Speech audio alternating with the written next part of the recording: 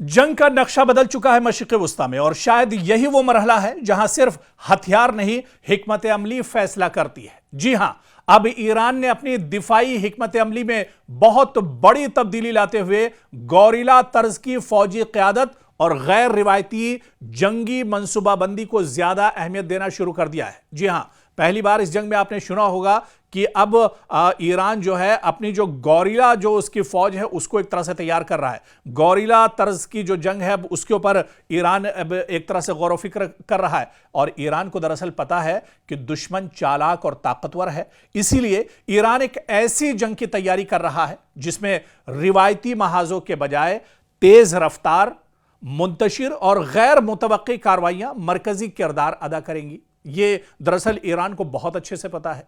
Iran ने अब गौरिला तर्ज की फौजी हिकमत अमली अख्तियार कर ली है। दरअसल जब रिवायती जंग का मैदान बदल जाए तो हिकमत अमली भी बदल दी जाती है। कभी टैंक आगे बढ़ते हैं, कभी जंगी तैयारे फैसला करते हैं, और कभी एक ऐसी जंग शुरू होती है जिसमें दुश्मन नजर तो आता है लेकिन पूरी तरह हाथ नहीं आता है। और यही वो अंदाज है जिसे दुनिया गौरिला वॉरफेयर के नाम से जानती है।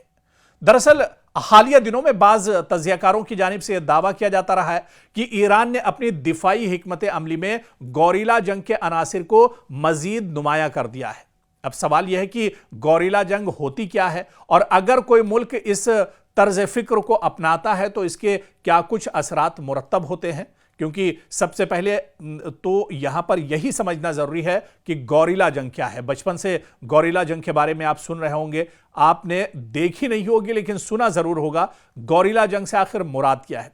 गौरिला जंग ऐसी अस्करी हिकमत अमली को कहा जाता है जिसमें रिवायती अंदाज में बड़ी फौजों को आमने सामने लाने के बजाय छोटे, तेज रफ्तार और बिखरे हुए यूनिट मुख्तलिफ मकामात पर कार्रवाइयां करते हैं।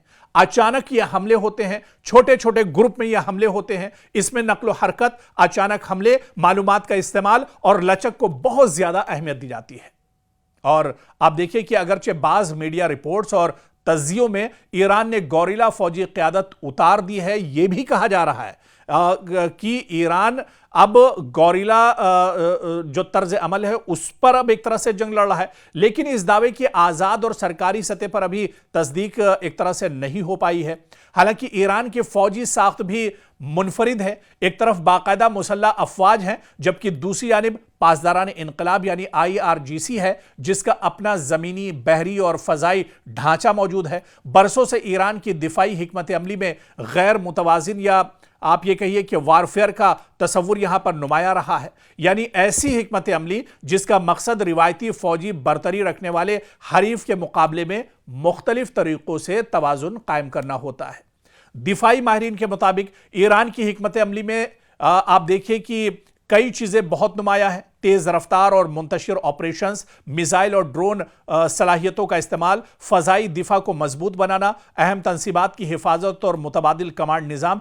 इन तज्जियों के मुताबिक मकसद यह होता है कि किसी भी मुमकिना तनाज़े में, किसी भी सिचुएशन में अपनी दिफाई सलाहियत बरकरार रखी जाए, अगरचे इन तमाम पहलुओं की शिद्दत और नौयत हालात के मुताबिक दरअसल मुख्तलिफ होती है। क्योंकि अमेरिका यह कह रहा था कि वो अपनी फौज को अब अमेरिका में ईरान में ज़मीन पर उतारेगा, और इसी वजह से पहले से ईरान ने यह तैयारी कर ली है कि तुम आओ, तुम्हारे इस्तकबाल के लिए, तुम्हारे वेलकम के लिए हम गौरिला तर्ज अमल तैयार रखे हुए हैं। और ईरान गौरिला जंग में दरअसल बहुत मजबूत माना जाता है। मशरिक़ वुस्ता में हालांकि इससे पहले आप चाहे हमास की बात कर लें, हिजबुल्लाह की बात कर लें, हुसी जंगजुओं की बात कर लें, ये भी दरअसल गौरिला जंग में ये बहुत माहिर होते हैं। और ऐसे ही ईरान के चाहे पासदारान इनकलाब की बात करें या दूसरी जो यूनिट्स हैं ईरान की, वो गौरिला जंग में दरअसल बहुत माहिर होती हैं।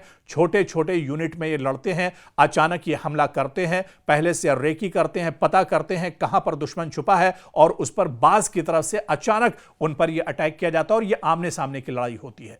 तो गौरिला जंग के लिए अब ईरान पूरी तरह से तैयार है, और ईरान ने यह अलल ऐलान कह दिया है कि अगर हिम्मत है अमेरिका में, अगर हिम्मत है पेंटागन में, तो वो जमीन पर उतर कर आएं और आमने सामने की लड़ाई करें।